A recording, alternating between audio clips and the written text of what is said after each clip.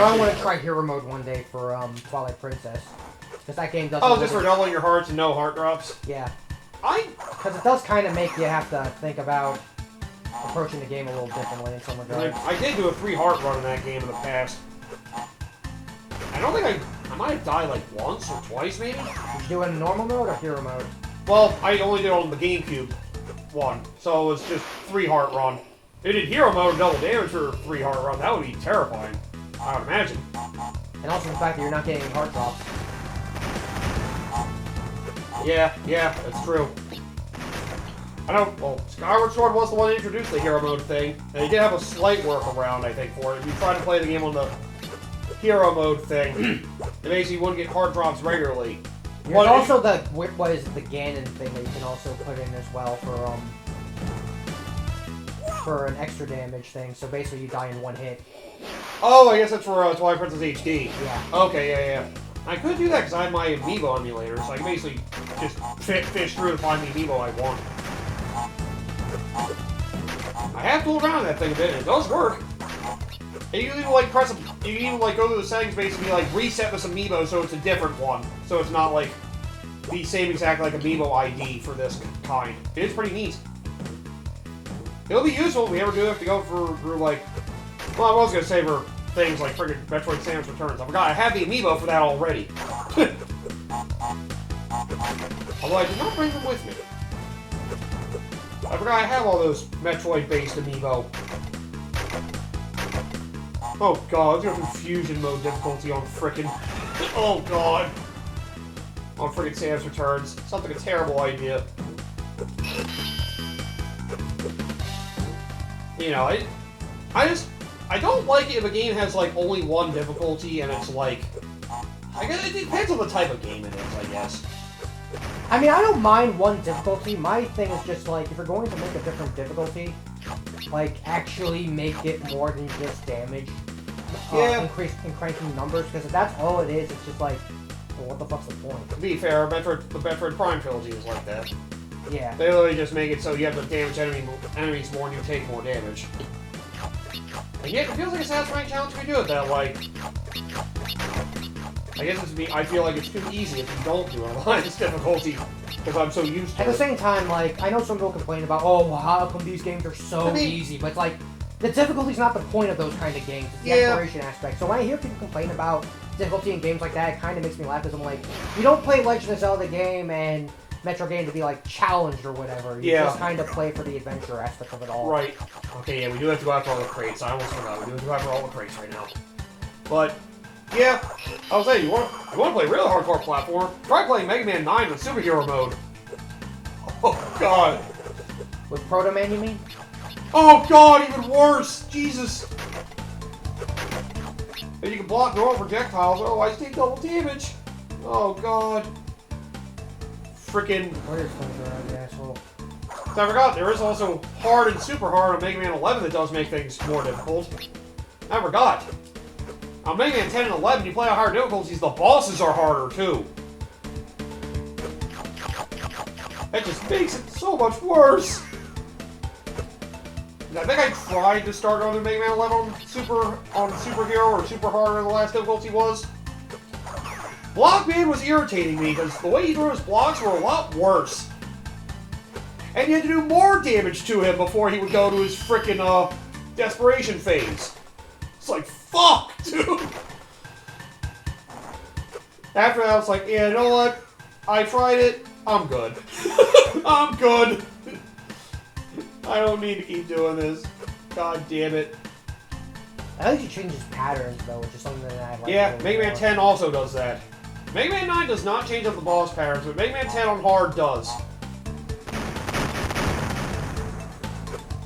That much I know, because they have a whole challenges thing, and you unlock different challenges and you beat the bosses on different difficulties.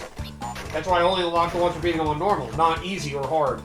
God, I hate missing this many bosses. It feels like I did something horribly wrong. I think it's the extra gem path that comes up after the end of the stage. Like, you see the gate to the end of the stage, there's a color gem thing behind it, if I remember this one. From when we were going through it before. Bitch! Also, playing games with higher difficulties is good for replay value, though. If you don't play the game for a while and, like, go back to play, you're like, you know what, may as well challenge myself again. See if I remember things. Or in the case of some, yeah, especially when there's, like, certain things to it. That's why I say Devil May Cry and Ninja Gaiden are probably, like, the best when it comes to, you know, changing difficulty, because they actually put in the effort to, you know, give you a reason to... Yeah, that is true. Like, those two will kind of be my pinnacle for, like, what difficulty in games can look like. Right, right. I know some people also talk about, like, Grounded on The Last of Us. That's another pretty good example, because... Oh, yeah, some shooters have been good at that, like limiting your ammo and health supplies and all that, so you have to be very strategic. You have to be very strategic about how you handle, like, the situation. Like, that's also very good as well. Right. Soft design. Yeah, Last of Us, I think I heard Bioshock is pretty decent at that, too. Yeah. Or at least that's, like, one of the things Infinite did right. It's like 1984 mode. It's like, you have to be very cautious with your ammo. Damn it. I mean, limiting resources, that is a good way to go. Oh, God, I remember seeing some of the Ninja Gaiden Black. Don't they, like, have some of the chests have enemies pop out? Yeah. Oh, God. Some of them have ghost fish, which are normal, and then there's Oh. ones that I've recently run into. How do you like exploding bats? Oh, God! What the? Oh, you gotta be shitting me. Oh, God. Oh, God. But in your case, you haven't met the worst of it because you haven't gotten the very hard mode. I only did normal. God. Oh, man. If I ever decide to do that again on my channel someday, I'll have fun to look forward to. Yup, all the rest of the boxes are here. Alright, so there we go. That confirms that. Every other box is in this part of the stage. The fuck? That is weird. Huh. Yeah, that was a little weird. I didn't know if, like, something from the stage was pulling you up, but no. It's... Yeah, I'm like, what the fuck? Crash. Well, where did you learn to do this? That was weird. Oh, God. Gotta love wonky physics sometimes. Wonky. Oh, Jesus Christ. Willy Wonky. Wonky Wombat. I'll admit, I am at the stage now, I am happy that lives are going out the wayside. It was just like, yeah, you just retry it. Eventually you'll get through it. Yeah, lives are definitely a system that I surprised lasted as long as it did, to be fair. They either come with punishments or just either wasting your time going back to a further previous point, or some games like RPGs, you lose money.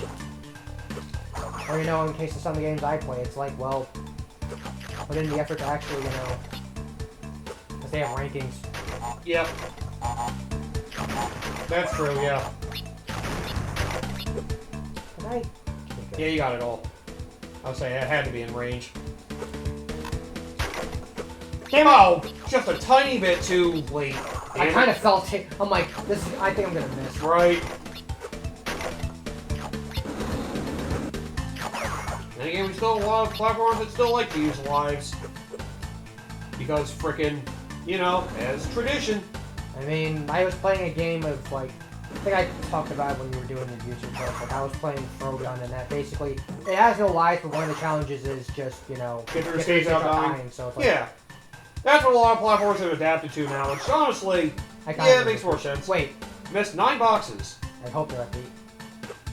They're not in... Wait, they're in here, though. What the... We have to go dive down a little bit or something? There is more stage down below, kind of. Ooh, I wonder. Keep our eyes peeled. What the fuck? It's like it's making you bounce from hitting in between the crates is like making you bounce along them, maybe, somehow? That might be what it is. That's hilarious, but it's like, what the fuck? Crash, are you alright? Yep. Yeah, they assume you hit the underside of one, but then you hit the other. It's like, oh, you bounced on top of it. No, I didn't. I elbowed it from underneath. I have been enlightened. Whoa. God damn it, indeed. Get away from me. It's either somewhere down low or up high. What scares me is it might be low. Uh-huh. It's kind of hard to see. I guess they want you to land and start to go back on some of the crates and look through there. God, it looks so dumb. Alright, so now we know. We gotta search down low once we get to that area. There's 9 crates we missed. Is there any weird... Like, I think I have to wonder, is there like a hint or something?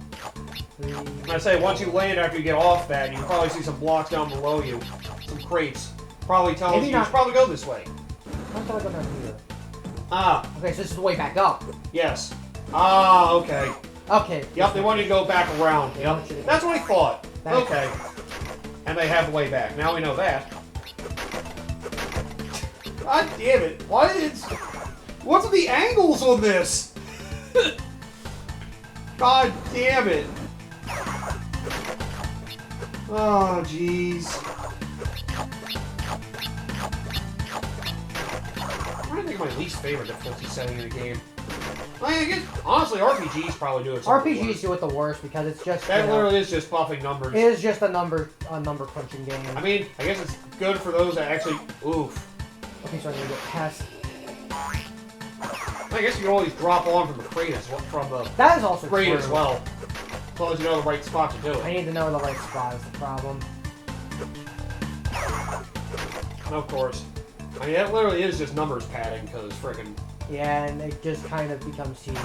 You have less numbers and they have more numbers. Oh, you know.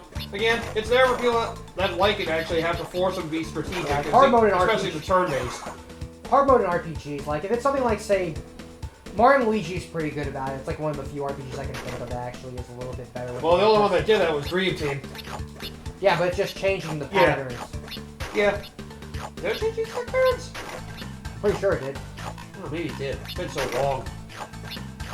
I know the enemies who are generally stronger as well. Yeah, I did change the patterns a little bit, I believe. Yeah. Which is something that it was just something I wish more. Okay, I guess it did make the patterns more complex. I didn't remember. But I know at the very least, yeah, I just remembered that it does make the enemies stronger, and you're only allowed to hold 10 of every item instead of 99. So if you know what you're doing. And they don't let you do the retry thing that was introduced as an item in Bowser's Inside Story. You have to go the old school way. You die, you gotta go back to your save point. Which you can see whenever you want that game, so it's not that big a deal, but... Yeah. And that was just kind of a whatever punishment because, you know, you can say whatever. Yeah. And again, if you're an avid RPG player, you probably be saving rather frequently anyway. The game that taught me that lesson was Xenoblade Chronicles. Because I frickin' Oh god! Okay, note to self. Mistakes may have been made. You should probably go after those crates first and then go after the... Honestly, I might just go after the one crate and just leave. Because there's no real point for me to do it. Well, you do have to hit the one of the bouncing crates from the edge. Yeah. Because they only have blast radius, it goes to 2 crates. But yeah, I remember Xenoblade Chronicles on the Wii. I was playing for like a good while trying to grind stuff to go after the super bosses. Power went out of my house! I hadn't saved for 3 hours. Yeah. And because the game didn't autosave... Yeah, that was fun. That was one of the things that ultimately made me stop playing. I was trying to do the grind to eventually go to those bosses. When that happened, I was just like... I don't feel like doing it anymore. Like... Okay, so that one doesn't. Yeah, that's what I was saying. The TNT only has a blast radius of like 2 crates. I just wanted to know for sure. Yep. I was just taking a guess because of what happened with the life crate back at stage 20. How many lives have I burned? Yeah, I still have 50. Oh yeah, we still got plenty. I was gonna say, it just feels like I'm dying. It just feels like I'm burning a lot more. Yeah, well, you keep eating a lot of fruit, so that helps. It's like you know you're gonna die. Yes. We anticipate you dying. Yes, bounce off the one on the edge, and then go after the TNT. Or just take our time, whatever works. Doesn't really matter, as long as we survive. Yeah, this is probably where all the crates are. I don't think there's any more after this. I'm trying to think. Yeah, it's 9 crates. That adds up exactly to how many we missed. Yeah, we missed 9 crates. Alright, good. We have them all now. Well, once we get all of them on the way back, then we have them all. You crafty bastards. I respect you, but fuck you. You can dig for things slightly off screen, you son of a bitch. Had to take a guess, or land in a particular spot and be able to see it. At least it felt like you had to land somewhere to be able to see it. That's another thing to show you that the TNT's blast radius is 2 crates. God, I wish we could spin you off. I hate that thing. Damn it! God, I hate this thing. They expect me to have the double jump here, too. Oh, wait, that's the first ability. That's the first ability we get. Yeah, I was saying, double jump's the first one we got. Then we got the body slam, right. So, like, they expect us to double jump. Like, Wait. the first thing we got, you bum. I was trying to remember, was that the first ability you got, or was that the body slam? No, it's body slam. Yeah, okay. Double jump is the second ability we got. So we got the friggin'... Oh, and again, we needed a gem from a later stage to come here. Never mind. Never mind. I was thinking the previous stage where we needed the blue gem. This was the green. So we definitely would have had a double jump by this point. Another interesting way they did that, for friggin' hiding some of these special stages behind the, hiding some of these special stages behind the, yeah, the colored gems. Basically, another way to give you more advanced platforming tactics. And with these 47 gems. Yes! Yes! Get out of here. More gems have been acquired. I need the So gems. is that all of these? I think it's all in this world. Looks like it. Okay, to World 3. You're missing 1-0. We didn't get all the gems there. We didn't get all the... Okay, so 12 and 14. Yep, Lucius space. God damn it. None of their freaking puns. Oh yeah, there was a weird path underneath, that's right. Yep. That's right. Because we didn't have the spinning move, it was really hard to get through that. Is it underneath here? No, it's a good bit into the stage, I think. Like, you see, like, arrow boxes, like, below you, I think. It's a decent bit of the stage, if I remember correctly. Yeah. I'm just scared to move forward because I'm like, I don't want to die. The game's generally good about teaching you about where to find these special, giving you leaps of faith. Mm-hmm. They know how to do the screen clip responsibly. And that's why they do the paths of the fruit. Basically tell you jump like this. Better in Sonic Genesis. I would say, Sonic games don't really do that well. Most of them usually don't. Because you have a bigger camera to work with. Closest thing you had is freaking the... Well, the other thing, the thing they did is like, oh, here's a line of rings. Press a button to dash along this. It's like, yeah, technically it does that. It just guides you through the whole thing. At least it was cool. They didn't let you spin again, of course. I'm trying to slide. Ah. Guess I thought you weren't moving.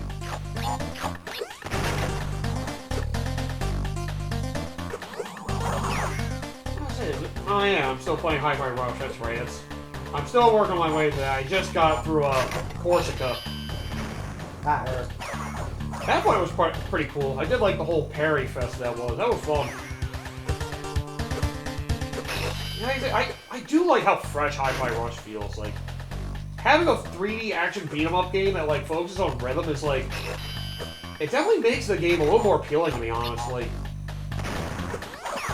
It's like... I like the speed of it also. Yeah, there's the combat system itself, but... Yeah, having the rhythm to go along with it, kind of like... Having a whole system to go along with that just makes it more interesting to me. Like, it's something that makes me prefer that over, like, playing Bayonetta. I can see it. Then again, I gave up on Bayonetta because that game was kicking my ass. Because, friggin'... I guess I'm just not good at the old Bayonetta. Once I got to the stage and started having, like, a lot of the old bosses coming to me in a row, I was just like, man! This is just a normal difficulty, what the fuck? Huh, so we need the color dip. Oh! What the fuck? Oh, cool! Wow, new vehicle stage! Neat! From out of nowhere. Ah! God damn! Man, it's fast paced too. Can you move up to right or no? Nope. Oh, okay, so just up and down, okay. It's figure out ass. Alright, so you gotta make sure you get every crate. Whew. At least you get a lot of health. Well, every crate is on the nitro anyway. Yes, every crate. Let's blow ourselves up on that. Got it. It'll be funny. God damn it. At least he moves fast, thank God. That would be some shit. It's like, congratulations, you beat the entire stage, and you missed the...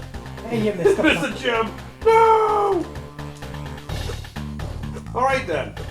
We gotta go backwards back up there and get the crates we did not get. We gotta get back close where the checkpoint is. Woo! Yep, I was gonna say, I know we definitely missed a few because of going down that way. Yep, just like that, I think we're good now. We always double check just to make sure. I'm pretty sure we're good. Because, yeah, I'm pretty sure we just went. Yep, we're good.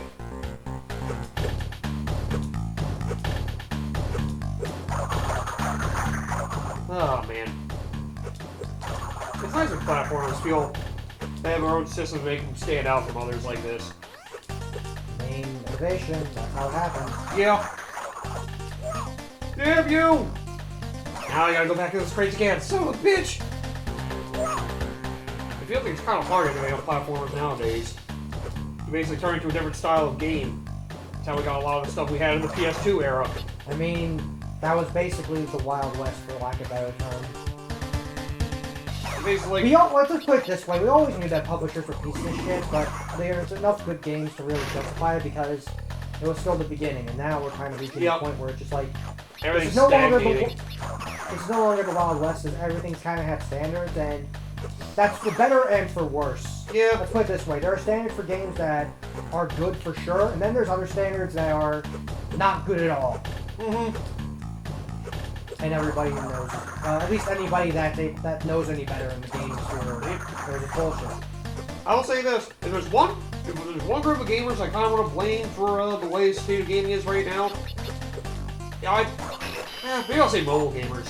Mobile gamers. They're the ones that mobile gaming is probably what sort of brought this on us, I'd say.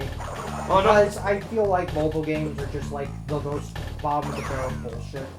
Another one I wanted to blame, maybe a little less so, but more selectively, some of the hardcore streamers. They have to play things on day one, they have to basically buy things at full price, they have to show off DLC, show off all these costumes, all this shit. I guess you could argue the content creators on the whole, I guess. Yeah. Because they feel like... a lot of them basically have to do stuff immediately when it comes out, basically promoting a lot of the fucking... the shit! And it's part of the reason why, you know, gaming is where it is right now. Yeah. Because they're the suckers that buy all this shit. You mean like yourselves? I don't buy everything day one. I don't buy I sure as shit don't buy anything day one, because day one, what is it? Day one, you mean your fucking beta tests nowadays? Yeah, I was gonna say, there's that too. Why buy a game day one when friggin' a lot of them, especially the AAA space, are janky as fuck? Yeah. And not the charming jank. It happens less often with indies, but it does happen with them too, but yeah. With indies, at least it's a little bit more,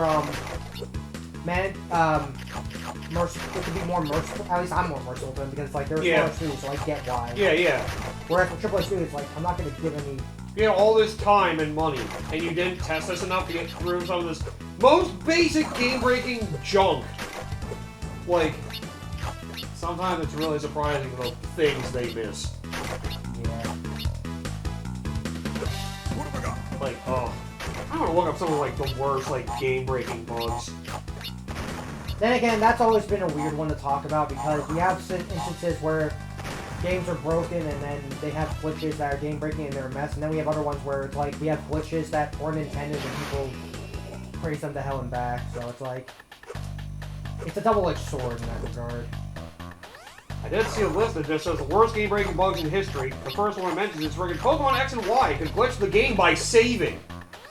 I forgot, in the early days of Pokemon X and Y, apparently you saved in the big city in their Lumiose. Yeah. It would, like, delete your save file, or it'd be, like, unplayable or something like that. They had to patch that out, like, within, like, the first month. Then again, that's another one of the most questionable of the fucking devs right now, Game Freak. I mean, I feel like that has Their games have all been a fucking, just a mess. Yeah. I feel like a lot of that has to do more so with Pokemon Company, but... Yeah. I mean, yeah. Or we can go to the blame on Game Freak for still having games still continue to be the buggy mess that they are, but Pokemon Company puts them on a timer. They haven't announced Pokemon Gen 10 yet, though, so they might have learned the lesson, although... I doubt it. Yeah, I doubt they learned the lesson.